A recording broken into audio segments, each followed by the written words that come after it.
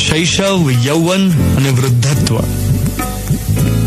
રાજ કપૂર આપણને कहता गया છે मेरा नाम जोकर में कि ये दुनिया एक सर्कस है. ये दुनिया एक सर्कस है. शो 3 घंटे का.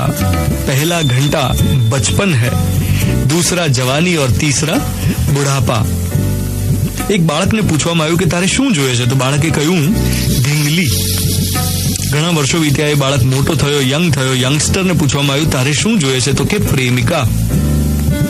વર્ષો વીતી ગયા, પેલો યંગસ્ટર વૃદ્ધ થયો, એને પૂછવામાં આવ્યું તારે શું જોઈએ છે, તો કે બાળકી. મારી દીકરીનું બાળ સ્વરૂપ મને યાદ આવે છે.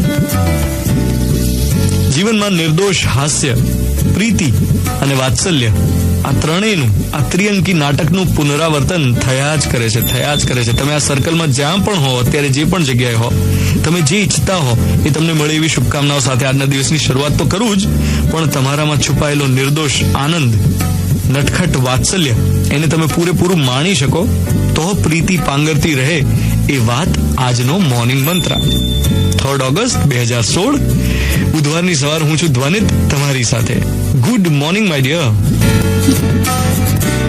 સાદું જીવન અને ઉચ્ચ વિચાર, simple living and high thinking. આવા ઘણા બધા લોકોને આજકાલ મળવાનું થાય છે જે સાદું જીવન અને ઉચ્ચ વિચાર ધરાવતા હોય. એટલે એટલો આનંદ થાય. 3 ઇડિયટ્સ કેમ્પેઇનમાં નિસ્વાર્થ ભાવે કોઈ પણ જાતની અપેક્ષા રાખ્યા વગર કુદરત માટે થઈને કામ કરતા ઘણા બધા અમદાવાદીઓને પર્સનલી મળવાનું થાય છે. અને અમુક લોકોને તમે મળો ને એટલે એમની આંખોમાં તરત જ દેખાય એમના મનની સચ્ચાઈ. એ એટલા બધા સારા હોય કે તમને એમને મળીને એમ થાય કે યાર આપણે આટલા સારા હોત તો. સારાપણાને અને પૈસાદાર હોવાને કોઈ લેવા દેવા નથી.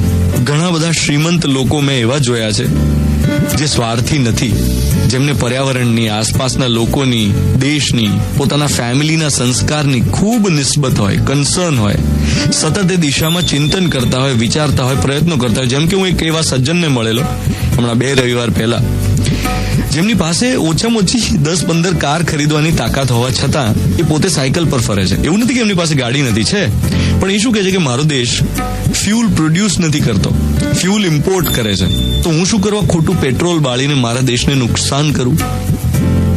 ઘણા એવા છે જેમને આ 3 ઇડિયટ્સ કેમ્પેઇનમાં રેડિયો પર બધી વાતો સાંભળીને મન થયું હોય ઝાડ વાવવાનું, ને આમ 40, 50, 100, 200, 500 ઝાડ વાવ્યા હોય, અને પછી મને ફોન કર્યો કે અમે અમારા ફાર્મમાં કે સોસાયટીમાં કે બંગલોઝમાં કે કંપનીના કમ્પાઉન્ડમાં વાવ્યા છે. પણ પબ્લિસિટી નથી જોઈતી. ના, આ રેડિયો પર બોલવા માટે નહીં, આ તો ખાલી તને કહેવા માટે કે આ કેમ્પેઇનમાં અમે કોન્ટ્રીબ્યુશન આપ્યું અમારું. એમ પબ્લિસિટીનો મોહ હોય જ નહીં, પણ સારું કામ કરવાનો નિર્ધાર હોય એવા ઘણા બધા નામી અનામી 3 ઇડિયટ્સને હું સલામ કરું છું.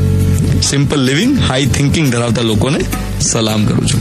Radio Mirchi 98.3 FM. હું છું ધ્વનિત તમારી સાથે. Good morning my dear.